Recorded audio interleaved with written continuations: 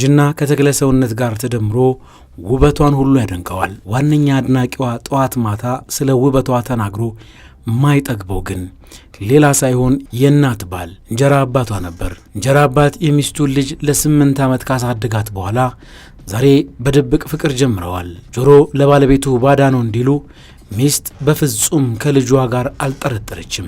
ጉዳዩ ግን የአደባባይ ሚስጥር ነበር። ታዲያ ሁሉን ያልተረዳች እናት በባሏ አስቸጋሪ ባህሪ ተጠምዳ የኑሮን ውጣ ውረድ ስትወጣና ስትወርድ ባላሰበችው ቀን የሁለቱ የድብቅ ፍቅር በአሳዛኝ ወንጀል መፈጸም ምክንያት ሆነ። ፖሊስ ወንጀሉን እንዴት ማንና መቼ ተፈጸመ ብሎ ሲያጣራ ግን እዚህ ድብቅ ትልቅ አሳዛኝ ሰቅጣጭና አስገራሚ ወንጀል የማይታመን ታሪክ ለመፍታት ሲሞክር በምርመራ ሂደቱ ላይ የተደበቀ ሚስጥር አንድ ሁለት እያለ እርስ በራሱ መተርተር ሲጀምር እነዚህ ሁለት የሚስት ጓደኞች እንዲሁም ሚስት ባልና ቆንጆዋ ወጣት መካከል አንድ ሰው ተበዳይ ሆኖ ጥቂቱን ወንጀለኛ ሆኖ ምርመራው ሲጠናቀቅ እንደ አባት ሆኖ ባሳደገ ግለሰብና በእንጀራ ልጅ መሃል የተፈጠረ ድብቅ ፍቅር መጨረሻ የዛሬው የስልዮት ፕሮግራማችን ተከታተሉን ስንል ጋበዝናችሁ።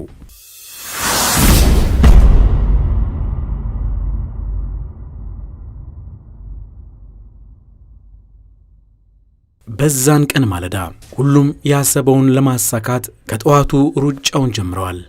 ተማሪ ወደ ትምህርት ቤት፣ ሰራተኛው ወደሚሰራበት ቦታ፣ እንዲሁም ባለ ጉዳዩን ለማሳካት ሲጣደፍ የዕለት ተዕለት ኑሮ በተለመደ ሁኔታ ቀጥሎ ከጠዋቱ 4:48 ላይ ይህ ፖሊስ በስልክ ጥሪ አማካኝነት አንድ ወንጀል መፈጸሙን ተረዳ።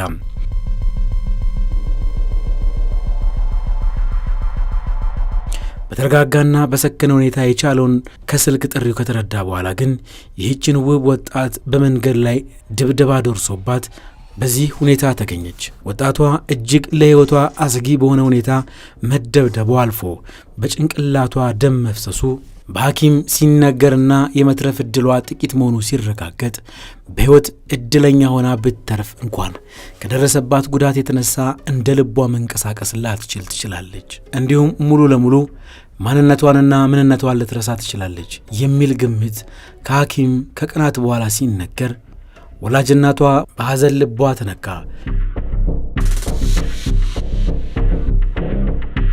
በሌላ በኩል እንጀራ አባት አላዳንኩሽም እያለ ማልቀሱን ሲቀጥል ፖሊስ ግን ማን ወጣቷን በዚህ መጠን በጭካኔ በደል ፈጸመባት ለማለት ምርመራውን ሀ ብሎ ሲጀምር የታሰበው ቀርቶ ያልታሰበው በየተራ ጉድ ሲጋለጥ ፖሊስ ያልፈለገውን ሁሉ ይሰማ ጀመር።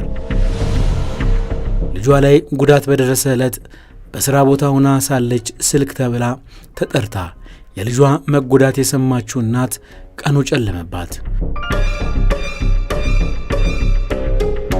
በፍጹም በዚህ ሁኔታ ልጇን ሰው ይጎዳብኛል ብላ ያላሰበችው እናት የምትይዘውን የምትለቀው ጠፋት። በሌላ በኩል እንጀራ አባት ከሚስቱ በደረሰው የስልክ ጥሪ ስለ አደጋው ሲሰማ ማመን ተሳነው። ታዲያ ይህችን ወጣት ማን ጉዳቱን አደረሰባት? የሁሉም ጥያቄ ነበር። ተጎጂዋ ወጣት ሆስፒታል ሳለች ግን ቀናት እያለፉ ሲመጡ የዚህ ቤተሰብ ሚስጥር በየተራ ይነገር ጀመር። የመጀመሪያ ተጠርጣሪ የቤታቸው ሰራተኛ ሆና ተገኘች።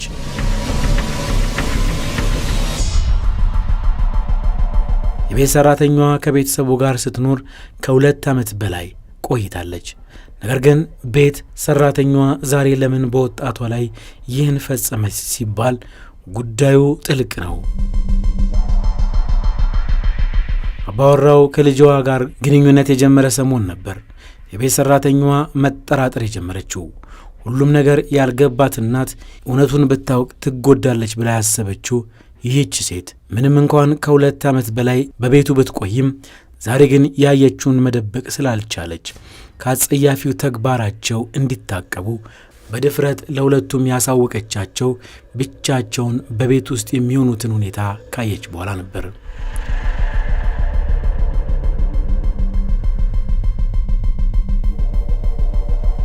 ይህን ተናግራ ከ2 ቀን በኋላ ግን ከሴቷ ልጅ ጋር ግብ ሲፈጥሩ እንጀራ አባት ቤቱን ጥላ እንድትወጣ አደረጋት።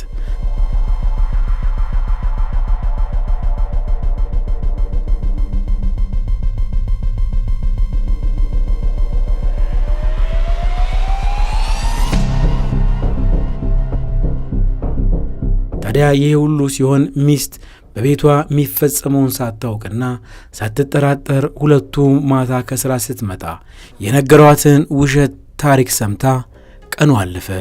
ነገር ግን የቤት ሰራተኛዋም ብዙም ሳትርቅ እዛው ሰፈር ተቀጥራ መስራት የጀመረች ሲሆን ኑሮ በተለመደ ሁኔታ ቀጠለ።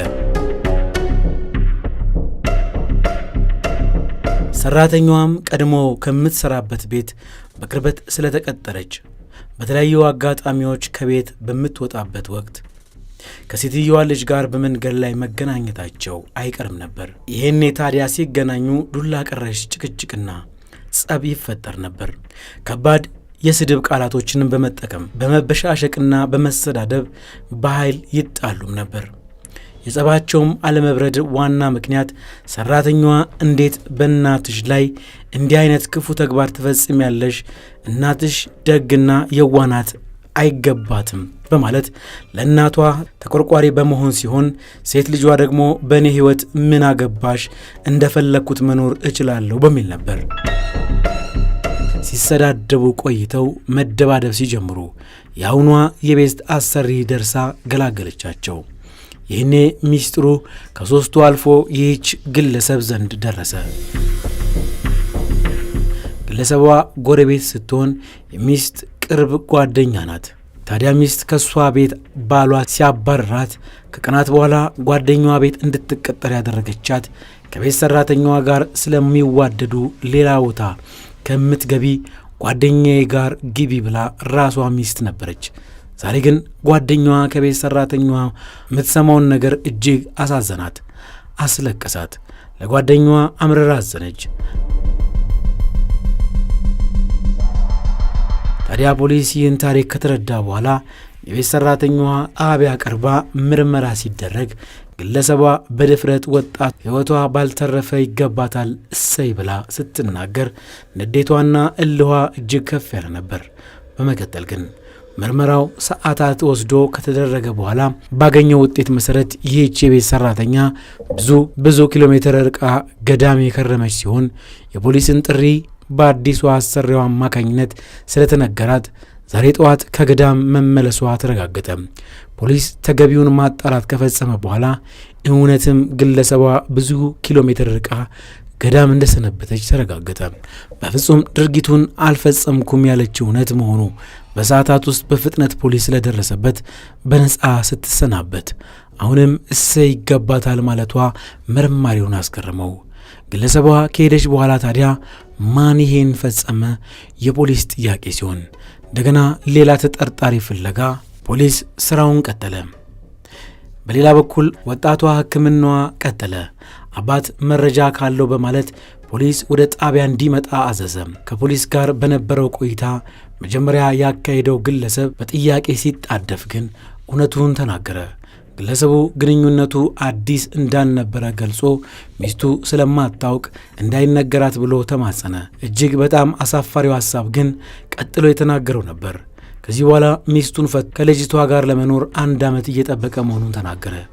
ማለትም ወጣቷ 18 ዓመት እስኪሞላ ሲሆን አሁን 17 ዓመቷ ስለሆነ በሕግ ተጠያቂ እንደሚያደርገው ስለተረዳ መሆኑን ገልጾ ለ1 ዓመት ታገሱኝ ለሚስቴ ሳትናገሩ ብሎ ፖሊስን አስገረመው።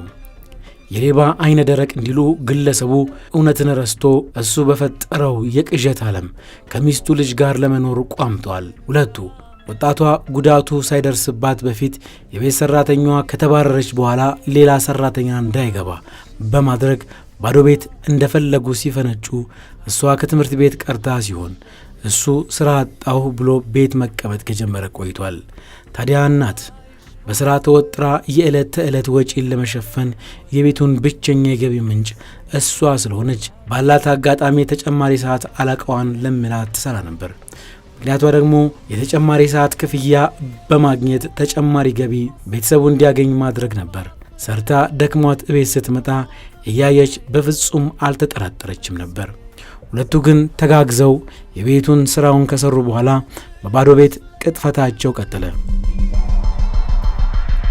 አንድ ቀን ግን እኚህ የእናት ጓደኞች ወደ ቤት በመምጣት ስለ ጉዳዩ አንስተው ከአጸያፊ ተግባራቸው እንዲታቀቡ አስጠነቀቁ።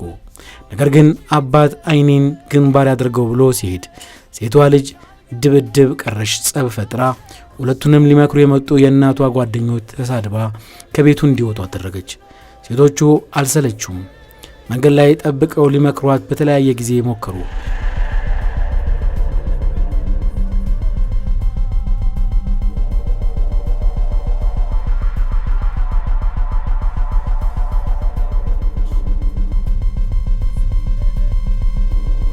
ቀጥሎም ለሁለተኛ ጊዜ መጥተው ተማጸኑ። በፍጹም የሚሰማቸው አጡ። ታዲያ ግለሰቦቹ በአሁኑ ሰዓት ሴቷ ልጅ የተናገረችው በጣም ያበሳጫቸው ነበር። ፖሊስ ግለሰቦችን ምርመራ ባደረገ ጊዜ የሚናገሩትን በጥሞና እየሰማ ሁለቱ ግለሰቦች ወጣቷ ጉዳት በደረሰባት ቀን የት እንደነበሩ ሲጠየቁ የነበሩበትን ተናገሩ። ነገር ግን ሁለቱም ነበርን ያሉበት ቦታ እንዳልነበሩና እንደዋሹ ፖሊስ ደረሰበት። ስለዚህ በድጋሚ ተጠርተው ተጠየቁ። ፖሊስ ነበርን ያሉበት ቦታ እንዳልነበሩ በልዩ የምርመራ ቴክኒክና ፍጥነት ባለው አካሄድ ከደረሰበት በኋላ ግለሰቦቹ ጥቃቱ በተፈጸመ ቀንና ሰዓት በአካባቢው እንደነበሩ ካረጋገጠ በኋላ ተጠርተው ለየብቻ ተጠየቁ። ፖሊስ ጥያቄውን ማቅረብ ከጀመረ ከ22 ደቂቃ በኋላ ይህችኛዋ ግለሰብ እውነቱን ተናገረች። ግለሰቧ ግን ሌላ ብዙ ሚስጥር አብራ ገለጸች። ባል ሚስት ሳታውቅ ቤቱን ለመሸጥ መዘጋጀቱ ሳያንስ እሷ ስራ በሄደችበት ጊዜ የተለያዩ ሰዎች ደላላ እያመጡ ቤቱን ያዩ ነበር። ለሁለተኛ ቀን መጥተው ያስጠነቀቋቸው ነገር ግን አዎ ሴት ልጅ ምን ታመጣላችሁ? አዎ ሸጠን አብረን ሌላ ቤት ገዝተን እንኖራለን በማለት የእናቷ ጓደኞች ላይ ስታንጓጥጥባቸው ባል ተደርቦ ቀንታችሁ ነው በማለት መለሰላቸው። ሊያርሟቸውና ከአጸያፊ ተግባራቸው እንዲቆጠቡ ሊያደርጓቸው ነበር አመጣጣቸው። ግለሰቦቹ በሰዓቱ ታዲያ ለምን በእርጋታ ለሚስት አልተናገሩም ተብሎ ሲጠየቁ ሚስት ደፍሮ የሚነግራት ሰው ያልተገኘው ታማሚ ስለሆነችና በየቀኑ ጠዋትና ማታ መድኃኒት እየወሰደች ስለምትኖር ድንጋጤ ከህመሟ ጋር ተጨምሮ ወደ ሞት ታመራለች በሚል ነበር። በዛ ላይ ባልና ሚስት በትዳር የሚያውቃቸው ሁሉ የሚናገረው ፍጹም ተስማምተው የማያውቁና ሁሌም ሚስት ሕይወቷ በሐዘን የተሞላ በማልቀስ ዓመታትን ያሳለፈች መሆኗን ዛሬ ጓደኞቿ ይናገራሉ። ጓደኞቿ ጎረቤቶቿም ስለሆኑ አልፎ አልፎ ተገናኝተው ሲጫወቱ ምሬቷን ታካፍላቸው ነበር። በተለይ በገቢ እጥረት መጎዳቷን ስለሚረዱ የተቻላቸውን ያግዟት ነበር። አልፎ አልፎ የቤት አስቤዛ ሳይቀር እየያዙ የሚደግፏት ጓደኞቿ ባሏ ለምን ሰርቶ እንደማይደግፍና ለቤቱ ገቢ እንደማያመጣ እያሰቡ ቢበሳጩም አጥብቀው የሚከራከሩት ግን በትንሽ ጭንቀት ህመሟ ስለሚብስባት ነበር። ታዲያ ህመሟን ፍራቻ ሚስጥሩን ይዘው ሁለቱ ግለሰቦች የወጣቷንና የባሏን አጸያፊ ተግባር ለማስቆም የወሰዱት እርምጃ ፖሊስ ደረሰበት። አሁን ፖሊስ የደረሰበትን እውነታ ሁለቱ የእናቷ ወዳጆች ወጣቷ ለሰፈር ዱርዬ ሳንቲም በመስጠት እንዲደበድቧት አደረጉ። በግለሰቦቹ አስተሳሰብ ልጅቷ እየተጓዘች ካለችበት የስህተት መንገድ ለማስቆም መሞከራቸው ነበር። በተለይም ደግሞ ውስጣቸውን አንገብግቧቸው እንደዚህ አይነት ውሳኔ ውስጥ እንዲገቡ ያስገድዳቸው ወጣቷና የጓደኛቸው ባል አይናቸውን በጨው አጥበው ተጋብተው ሊኖሩ ነው የሚለው እውነታ ስላበሳጫቸው ነበር። ከዚህም አልፎ የወጣቷ ንግግሯና ሁኔታዋ ተጨምሮ እልህ ውስጥ ስለከተታቸው አስደበደቧት። ወጣቷን እንዲደበድቡት የከፈላቸው ደግሞ በሰፈሩ አሉ የተባሉ ዱርዮች ናቸው። እኚህ የሰፈሩ ዱርዮች ወጣቷን የደበደቧት ለሚከፈላቸው ገንዘብ ብቻ ብለው ሳይሆን ከወጣቷ ጋር የቆየ ጸብ ነበራቸው። በዛ ላይ በነገሩ ሁሉም ሰው ተናዶ ስለነበር ለወጣቷ ያዝን አልነበረም። ሆኖም በዛን ዕለት ሁኔታውን ያባሰውና ወጣቷ የዱላ ናዳ እንዲወርድባት ያደረጋት ነገር ቢኖር ጎረምሶቹን በኃይል ተሰድባቸው ስለነበር ይበልጥ ስለተናደዱ ተረባርበውባት የንዴታቸው መወጣጫ ነበር ያደረጓት። ንዴታቸው ከበረደ በኋላ ነበር ራሷን ስታ ጥለዋት የሄዱት። ታዲያ ፖሊስ እውነቱን ስለደረሰበት 5 የተለያዩ ግለሰቦች ወጣት የሰፈሩ ጎረምሶችና እነዚህ 2 ሴቶች በወጣቷ ላይ ላደረሱት አደጋና ለፈጸሙት ወንጀል ተጠያቂ እንደሆኑ ምርመራው ቀጠለ። ሁለቱ ሴቶች ዋና ሐሳቡን ተባብረውና አቅደው ለፈጸሙት ወንጀልና ተልከው የወንጀል ድርጊቱን የፈጸሙት 5 ወጣቶች ጭምር በሕግ አግባብ ተገቢውን ቅጣት የተቀበሉ ሲሆን ቀጥሎም አባት 17 ዓመት ወጣት ጋር ሲፈጽም ለነበረው አስነዋሪ ተግባር በሕግ ፊት ለማቅረብ የግዴታ ወጣቷ ራሷን ማወቅ ስላለባት ጉዳዩ እንደተንጠለጠለ ቆየ። ወጣቷ ከሆስፒታል አገግማ ወደ ቤት ብትመጣም የደረሰባት ጉዳት ከፍተኛ በመሆኑ በቤት ውስጥ እናት ስራዋን ትታ ማስታመሟን ቀጠለች። ሁሉን ከሰማች በኋላ ልቧ የተሰበረው እናት ከባሏ ጋር ፍቺ ፈጽማ ልጇን ስታስታመም ግን ቀላል የማይባል የስነ ልቦና እንዲሁም የጤና ጉዳት ደርሶባት ሕይወት ቀጠለ።